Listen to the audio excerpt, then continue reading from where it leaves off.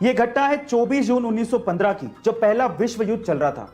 तब एक Hungarian soldier पोल Karen को एक बुल्गेरियन सोल्जर ने माथे के बीचों बीच ललाट पाली में, जिसे फ्रंटल लोब भी कहते हैं, वहां पे गोली मार दी। जैसी गोली लगी उसे इलाज के लिए ले जाया गया। ऑपरेशन के बाद उसके माथे से गोली को निकाल दिया गया। लोगों को लगा कि वो मर जाएगा, लेकिन उसके बाद जो हुआ वो आप लोगों को सुनना चाहिए। वो बंदा जिंदा बचा, लेकिन उसके बाद से, यानी कि ऑपरेशन से जागने के बाद से उसे कभी नींद महसूस ही नहीं हुई। वो कभी सोया ही नहीं।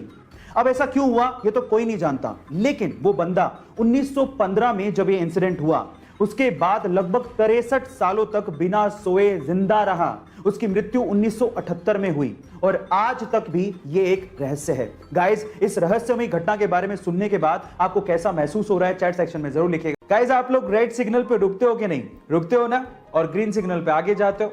अब आप ऐसा क्यों करते हो? आप ऐसा इसीलिए करते हो क्योंकि आप इंसान हो और इंसानों के लिए ही ट्रैफिक सिग्नल बनाए जाते हैं, ऐसा आपने सुना होगा।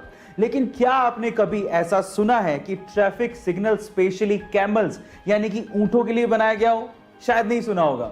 लेकिन जो कहीं नहीं होता वो चाइना में होता है। जी हाँ गाइस, चाइना के डूनहोंग सिटी के सैनिक मिंगशा माउंटेन पर स्पेशली ऊंटों के लिए एक ट्रैफिक सिग्नल बनाया गया है। अब उस ट्रैफिक सिग्नल में जैसे ही ग्रीन सिग्नल होता है तो ऊंट आगे जाते हैं, और जैसे ही रेड सिग्नल होता है तो वहां के टूरिस्ट जो वहां पर घूमने आए हैं वो आगे जाते हैं। गाइस, ये ट्रैफिक सिग्नल का कॉन्सेप्ट आपको कैसा लगा चैट सेक्शन में जरूर लिखिए। गाइस, इंडिया में जब एग्जाम लिया जाता है तो यहाँ के बच्चों को उनके बैठने की सीट ढंग से मिल जाए, वही बड़ी बात है। लेकिन सऊदी अरेबिया में जब बच्चों का एग्जाम लिया जाता है तो वहां की रॉयल सर्विस देख के आप लोग हैरान रह जाओगे। वहां के बच्चों को एग्जाम टाइम पे पानी के साथ साथ चॉकलेट, आइसक्रीम, सैंडविच, नैपकिन्स, चाय, ये सारी चीजें प्रोवाइड करवाई जाती हैं। क्या आपको भी लगता है कि इंडिया में कभी एग्जाम टाइम पे ऐसा कुछ होगा? चैट सेक्शन में जरूर लिखिएगा। दुनिया घूमने का सपना हर किसी का होता है, लेकिन अलग अलग मजबूरियों की वजह से हमें सपना पूरा नहीं कर पाते। लेकिन इस दुनिया में एक लड़की ऐसी भी है जिसने सबसे कम उम्र में पूरी दुनिया घूमने का एक वर्ल्ड रिकॉर्ड अपने नाम कर लिया है। जी हाँ गाइस, उस लड़की का नाम है लेक्सी एल्फोर्ड, जिसने मात्र 21 साल की उम्र में पूरी दुनिया के 196 देशों को घूमकर Guinness book of world record में अपना नाम दर्ज करवाया है। गाइस, लेक्सी एल्फोर्ड एक यूट्यूबर भी हैं और अपने यूट्यूब चैनल पे ट्रैवलिंग वीडियोस भी अपलोड करती हैं। गाइस, आपको ये इन्फॉर्मेशन कैसी लगी चैट सेक्शन में जरूर लिखिए। गाइस, आपके साथ भी ऐसा बहुत बार हुआ होगा कि जब आपसे किसी ने पेन मांगा होगा और वापस ही नहीं किया होगा, और अगर आपने अपना पेन वापस नहीं मांगा तो वो पेन गायब। और दुख तब ज्यादा होता है जब आपका वो पेन आपके लिए लकी होता है। अब इसका क्या इलाज है? देखिए, इसका बहुत सिंपल सा इलाज है।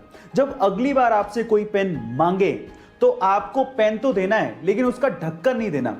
ऐसा मैं इसलिए बोल रहा हूं कि जनरली लोग बिना ढक्कन वाले पेन को अपनी जेब में नहीं रखना पसंद करते, और इससे आपको आपका पेन मिलने के चांसेस बढ़ जाएंगे। गाइस, ये अमेजिंग फैक्ट जान के आपको कैसा लगा चैट सेक्शन में जरूर लिखिएगा। गाइस, जमीन के ऊपर इंसानों की बस्ती, ये तो एक कॉमन बात है, लेकिन क्या आपने कभी जमीन के नीचे पूरा का पूरा गांव बसते देखा है? जी हाँ गाइस, ऑस्ट्रेलिया में एक ऐसा गांव है जो कि पूरा का पूरा जमीन के नीचे यानी कि अंडरग्राउंड में है, जिसमें लगभग 3500 के करीब जनसंख्या है। और वहां पर आपको नॉर्मल घरों के अलावा लग्जरियस घर भी मिल जाएंगे जिसके अंदर स्विमिंग पूल तक बना हुआ है।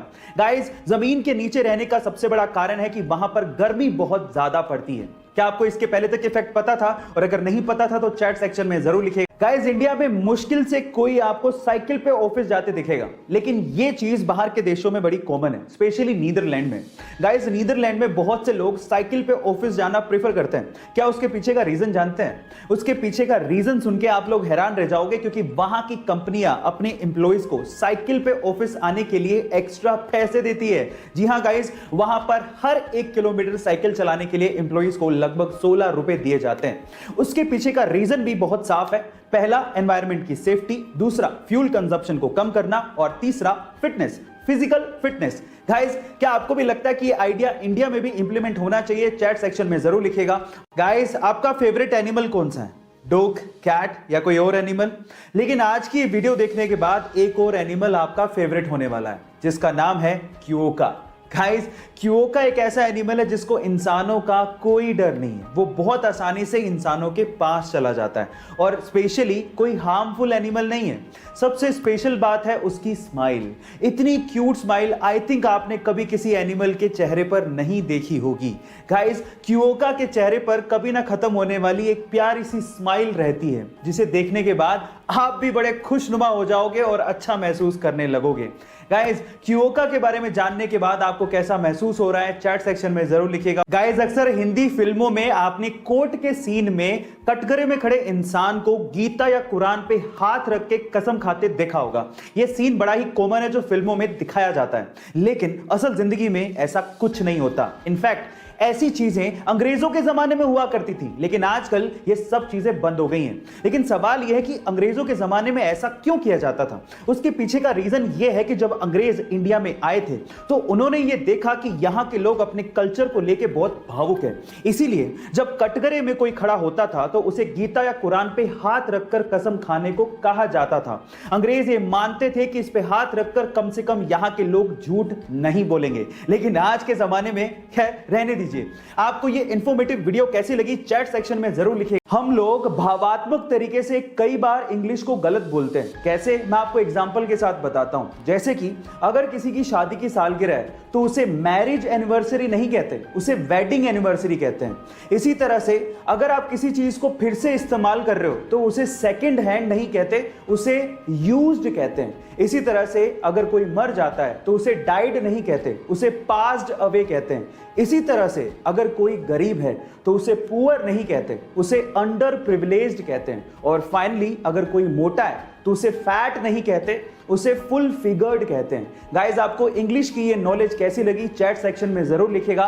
शौक एक बहुत बड़ी चीज है और इसी वजह से इस दुनिया में कुछ ऐसे अमीर लोग हैं जो कि सिर्फ अपने शौक को पूरा करने के लिए अपनी गाड़ियों से ज्यादा उसकी नंबर प्लेट पे खर्च कर देते हैं।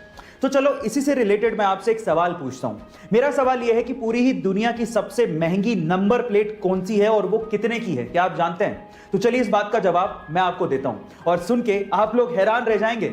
इस दुनिया की सबसे महंगी नंबर प्लेट है F1। जी हां, 2 ही लेटर हैं, F1।